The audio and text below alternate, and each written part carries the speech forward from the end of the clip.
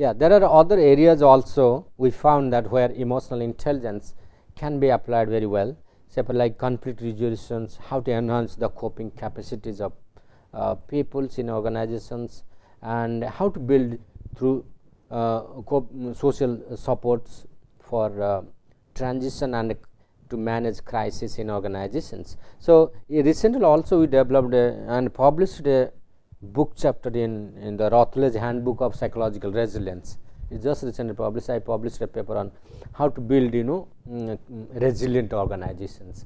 So, we have often seen that and out of this global crisis, many organizations are suffering leadership crisis, performance crisis, crisis in terms of retaining talents in their organizations. So, how these organizations will survive or they will vanish?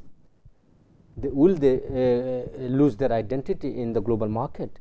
So, it is also equally important to make organizational resilient. So, how to make organizational resilience, that was the focus of that articles. We have here highlighted the role of leadership, creating a climate of trust, collaborations, delegation, etc., through which organization can achieve resilient work climates, and they can very much cope with the crisis.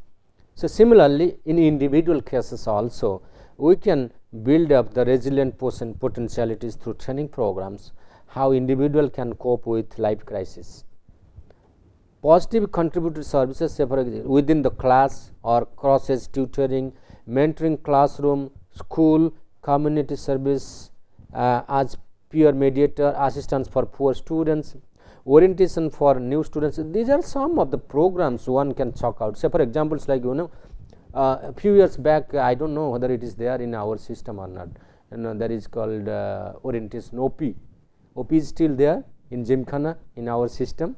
So, this earlier when this ragging was banned in from IIT systems, then we introduced the system introduced a program called orientation programs, where the junior wants to know about the seniors and they interact with each others. But in the process we also found that there is also is a growing sense of dissatisfaction among newcomers who are joining this OP, what we call orientation program, and they are being mentally harassed. So, then when we propose this concept, no, there will be no OP, there will be only a common platform in Gymkhana where there will be open welcome ceremony, the junior will welcome the seniors, and that is how they will interact, get to know, and then thereafter they are free to interact with each other. But suddenly there was a huge opposition among the student leaders. Sir, this is a tradition we have developed over years, how can we stop it? And if you do not conduct these orientation programs, there will be depression among newcomers. How they will suffer depression? Sir, there will be less interactions, there will be nobody will come to them, they will not go to anybody. So, is that the only platform that the students will get a chance to interact with you during orientation program? How much time you get for orientation? Maybe 1 hour. Is that enough to know each other? You are catching hold of them during the sports and games. You are catching hold of them during your class hours. You are catching hold of them during other societal activities, like you have a musical society, your dramatic society. There are plenty of platforms where you can exchange, you can interact with each other. But why is the necessity of OP? No. But surprisingly they say that, sir, you do not know, this is also a platform where the junior can develop their resilience potentialities. How? Sir, when they will be asked tough questions, so they will also try to cope, how to cope with tough situations. So, although it was looking very funny, but anyway there is a hidden message that is being passed to the juniors. So, but looking at the lighter side of it, we say okay, you can carry on, but never harass mentally them. But similarly, there are many other programs where you can create resilience capacities, like giving them tough job. Okay, you go to a nearby village and build a road. There you can you can judge their team spirit, their leadership skills, their coordination skills, so etc., etc. So, that is why the students often be related to community services. Well, this is in a nutshell that I have developed this overall framework, and in fact, in the some of the areas we are working on. However, till date we have not reached at the empirical evidences to validate this model. However, every reader is free to work on this model, and you can apply your thought of observations and build up your own theoretical framework, how AI could be used in the best way to make best use of it in terms of AI outcomes, such as like stress management, health, reducing pressure and conflict, establishing health, well-being, performance, productivity, and the overall effectiveness of individual and organizations. So, I would like to all of you to do this task, that you work on this proposed model. You have gone through the whole framework of emotional intelligence and its allied disciplines, and well, you can develop a theoretical frame out of your understanding about emotional intelligence, health and well-being. So, this is a small assignments for all of you, those who are taking this course as a study proposal. Well, before concluding the session, let me say something about how we can make most of our emotional experiences, what we call emotional situation, how we can benefit by the help of emotional intelligence. Yeah, when we talk about making the most of emotional experiences, how your emotional experiences has affected you, what kind of lesson one has learned from it, and how that lessons has been beneficial for the growth and development of an individuals, or whether it is students, whether it is parents, whether it is working executives in organizations. A recent research suggests that both positive and negative emotions determine how adaptive we are in our daily lives. There is a very famous scale available in the market also, or in scientific research, a scale called PANAS. This is called the PANAS scale, positive affective and negative affective scale. So, this gives an indication of your happy state of your mind. So, if you undergo these scales, so how positive and how negative you are, that will reflect. So, this scale has a shorter form, also has a longer form. So, let me just give you just a slice of it, that if you try this scale also, you can get to know your own status of your positive and negative perspective about your life. Say for examples, take a moment to think of the various events occur in your life during the last 6 months, and respond how frequently you experience each of the emotions, right. So, how you have experienced, like interested, have you experienced it? Never, rarely, sometimes, moderately, quite, frequently, high. If you can rate them on from 0, 1, 2, 3, 4, 5, 6, 7, something like that. So, then you can categorize and get a score on this. Say for interested, say if I am scoring frequently, yes, 6, I am giving it 6. Distressed, rarely, say for my score is 2. So, that means 6, then you can say plus 2, then excited, you can add on your score 5, 6, 7, something like that. So, likewise you can rate each domain, each dimension, and get a score for that. How much you have felt guilty, so that will decide how many errors you have committed in your life, and that is deciding the state of affairs. Are you really living in a state of guilty, and that is killing your inner conscience, etc., etc. Then have been strong, this will say the resilience potential state of your affairs in your life. then scared, hostile, enthusiastic, proud, irritated, alert, ashamed, inspired, nervous, determined, attentive, easy, active, and afraid.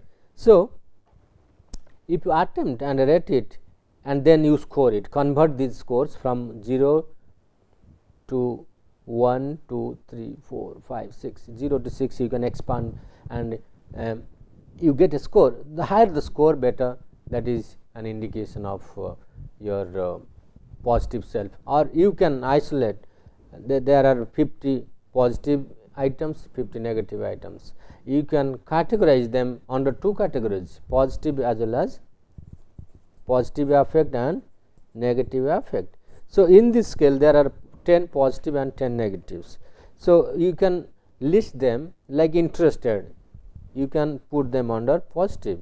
So, after doing this you will get to know what is the state of affairs, you are more towards positive affect or more towards negative affect.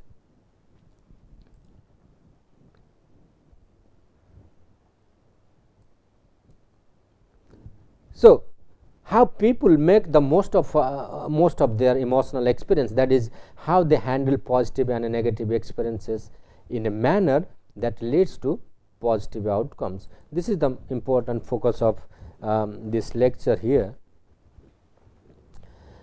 Then the process of emotion focused coping, emotional intelligence and emotional storytelling will help us to understand how we benefit by engaging in our emotions, how we can learn to process and use emotion laden materials completely. Suppose you have an emotional problem at your residence, or you are suffering from emotional conflict with your spouse or your partners. So, what kind of strategy you are making use of?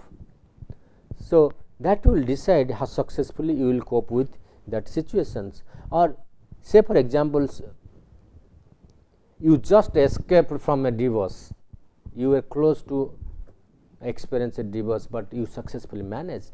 Can that be told to your fellow colleagues who are likely to suffer that kind of situation in organization? Because nowadays the organization situation is such, there is growing level of dissatisfaction among spouses because they are not able to give time to each others, they are not able to focus on their household affairs. So, emotional conflict is growing, the number is on rise. So, that is why emotionally intelligent people are likely to be better cope with these kind of situations. How these success stories could be passed on to the other peoples, and it will act as a coping strategy for them. What happens when we talk about emotion focused coping? This is one of the area that we should focus on in the context of emotional intelligence. Here is a positive psychology, and it is Stanton. She talks about emotion focused coping refers to active movement towards rather than away from stressful encounter. Emotion focused coping does not mean that you avoid that situation. So, you be in the situation and experience and manage effectively. So, people those who avoid, withdraw from this kind of situations are likely to experience failure in the long run. There is another, she differentiates between emotional approach and emotional avoidance, exactly the way that we just discussed, that emotional avoidance is not, it is a short term solutions, but if you engage on emotional dialogue bringing reasoning, that is why we are emphasizing on emotional reasoning, why you are annoyed with each other as friends, as colleagues, as partners. So, that requires a mutual understanding and exchange of ideas and views. So, that is why I also projected on the screen one picture of husband wife fighting on tea tables.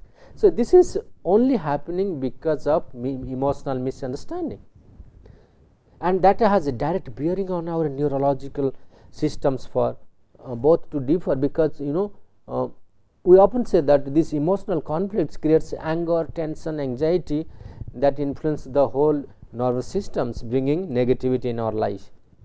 behavioral activation systems regulates approach, motivation and behavioral inhibitions systems functioning to help us avoid negative events and punishments. So, this is quite natural, also happens in our everyday lives, like behavioral activations. When you are in a excited zones, you are likely to fire at others, but if you are actually taking charge of your emotions, you can sustain better, you can regulate your behavior better. So, that is why behavioral activation theory says that you regulate your behavior towards the motivational direction without getting affected. So, that is how, that means you are avoiding the negative outcome of their behavioral activations. You are excited, somebody has humiliated, how to focus on the task. Like the exact same thing happened to Zidane. He was playing exceptionally so well, the whole French team was in the verge of winning the World Cup, but his direction, his focus was diverted in such a way, he engaged in so negative actions and he was thrown out of it. Researchers identified two related and distinct processes involved in approach oriented emotion focused coping. Approach oriented is always bringing achievement of goals, but if you avoid the situations, that will may divert you from achievement of the actual goals. In the sense means avoidance goals is a shortcut to success. It cannot hold you for longer time. You are just looking for shortcut, but you are exercising your energy and abilities when you are making use of approach goals, approach focused. So, that is the difference between approach and avoidance. You are just not making use of your actual opinion or perspectives into positions. So, researchers identified two related but distinct processes involved in approach oriented emotion focused coping. They are emotional processing and emotional expression. This is what exactly I was trying to. When you are focusing on approach oriented base, you are trying to utilize all the nuts and bolts of the possibilities of solutions. So, that is why emotional processing, you are trying to process your emotional reactions, emotional intentions, reasoning, etc., etc., and then you are expressing your emotion in the right directions. But when there are two people are in conflict, you say, no, they both are my friend, I should not enter into their business, let me go this way. So, here you are not displaying your emotional intelligence, rather you should have gone there and held them out by bringing some reason why they are emotionally involved in conflict.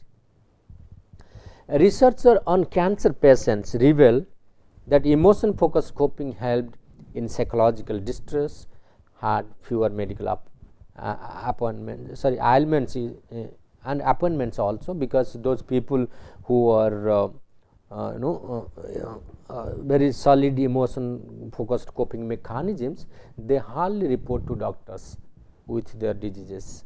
And undergraduate population dealing with a parent's psychological or physiological illness coped better with their stressor. So, it has also been observed among the student population also. So, those students who are more focused on problem focused or coping styles, they are likely to survive or sustain illness than others. So, that is why some people or psychologists, they wanted to incorporate emotional intelligence into their intervention programs. Some researchers suggest that emotional intelligence can be learned and strengthened, while others claim it is an inborn characteristics. As you also that when the mother extend her arms towards the newborn baby, and the baby equally gives a smile and comes forward. So, looking at that state of affairs, we often say that it is inborn, but actually in reality we have seen that even people those who are low in their emotional intelligence can develop their emotional intelligence by training, by exposure, by learning, etc.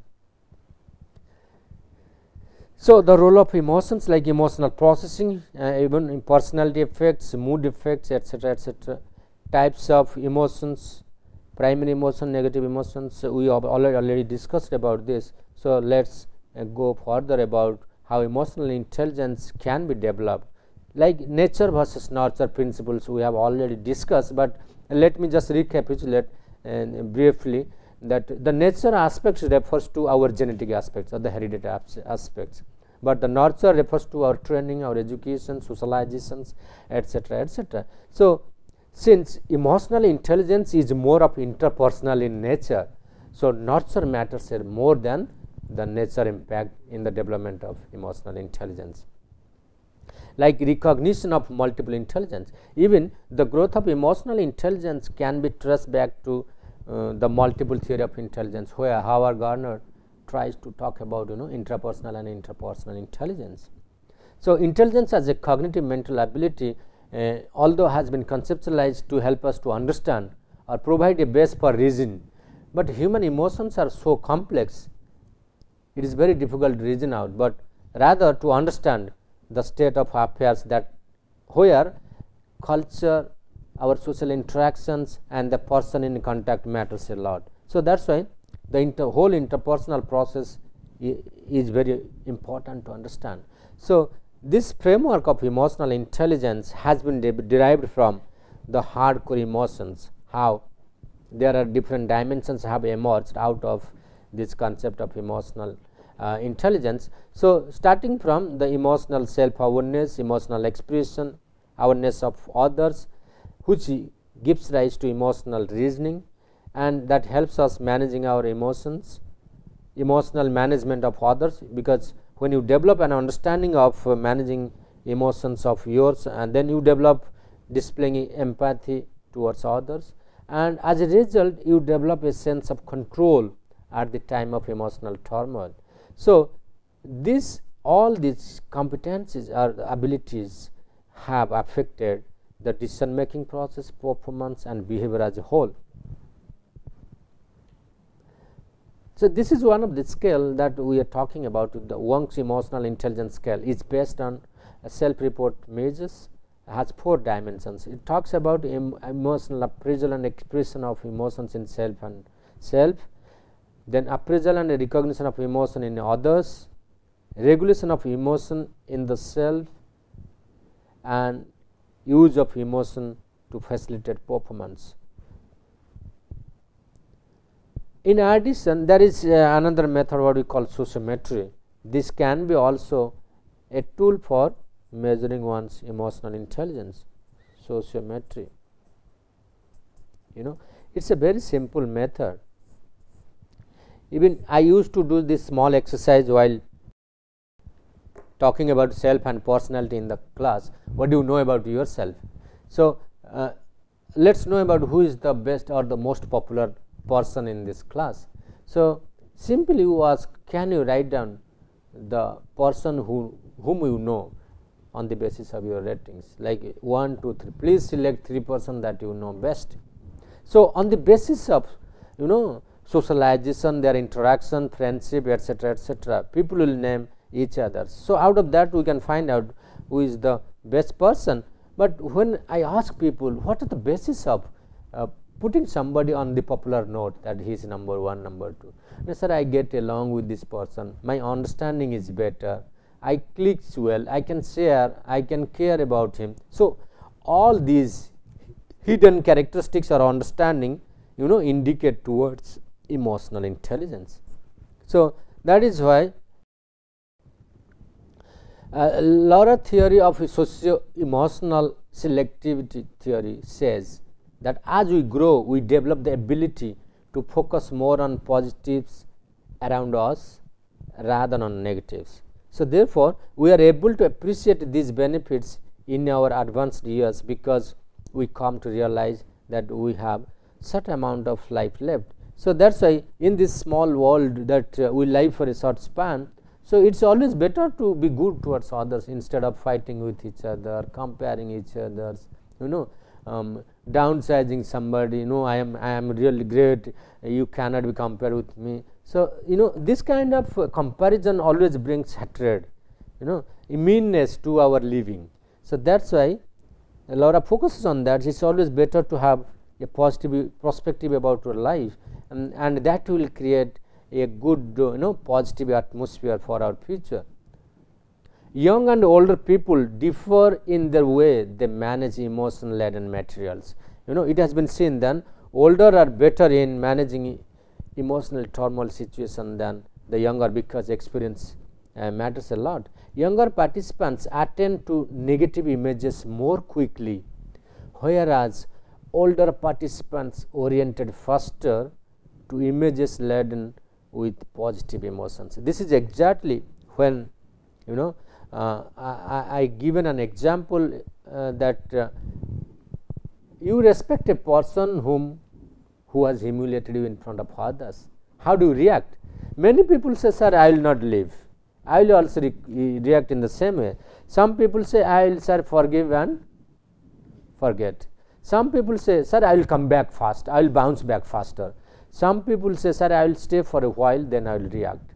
But see, these are four different ways of reacting. But I used to find people, those who are experienced and little bit older in their age, they have a positive aspect than the younger who have a very reactive approach towards the situations.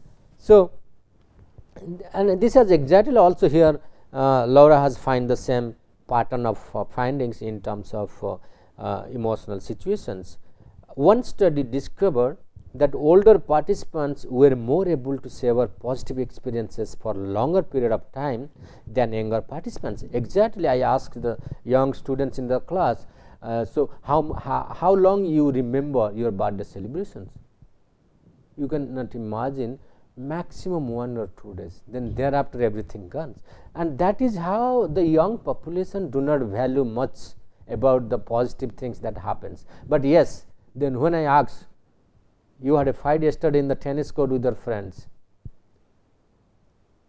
how long it is going to last? Sir, I don't know, it may last for a month, week, maybe a year. So that shows how weak these young guys are there when the emotional negative experience of negative emotions comes to them. Another one is, we can assess one's emotional state of affairs, whether it is health, illness or happiness. We can also assess the status of resilience, optimism, reality testing. These are certain characteristics also we can observe from one's storytelling. This is what is called the Pennybaker Paradigm, a mode of processing intense negative emotions. In study, writing about a traumatic or a non-emotional topic continuously for 4 days without regard to the spelling, grammar and sentence structure. You ask, please note down what is happening during the last 4 days. You will find tremendous emotional experiences. Same thing like what happens in the Titanic events, or even if you can relate the Bollywood movies like what happens in the border, and that is now happening after 70 years of separations. What is happening between India and Pakistan? We are not yet able to forget our negative impacts. India has moved on, but Pakistan has not. So, yeah. So, it summarizes that through storytelling methods, we can release our pent up emotions also. When you share the fight between, say for as a wife, you had fight with your husband. As a friend, you had a fight with your other friends. So, when you express the same incidents with others, you will be able to release your tension. Then your friend will come forward with emotional solace. Please don't mind, we are here with you, nothing will go wrong with you anymore, we will help you out. So, this is how we release our tension, anxiety and stress, and that is how we establish our emotional stability. What we call another also, otherwise we call it emotional stability, or this is another sign of one's emotional intelligence. And storytelling, emotional storytelling plays a very important role. This is one of the small exercise, like even you can ask people to write a small exercise on expression of gratitude. Expression of gratitude. Please write a letter to your parents. Please write a letter to your parents, by expressing your gratitude. That will show, under what conditions your parents have brought up, what is their contribution. The realization of that contribution will create a very positive frame of mind, and thereafter you will feel, oh my God, your parents are so elated, so happy, and then they in return they will immediately call you beta hamara bada ho gaya, in Hindi, typical Hindi, our son has grown up. And that shows the real emotional intelligence development within a person, bringing all sort of health, happiness and prosperity, what we call the positive frame of life. So, if you take up this exercise, identify most emotional intelligent person in your friends group, describe how your friend deals with daily life in an emotional intelligent way, write at least 2 events. So, as a teacher, if you carry on this kind of exercise from time to time, you will get to know there is a growing state of emotional intelligence within your students. Thank you very much. Let us conclude this session and let us call it a day. Good day.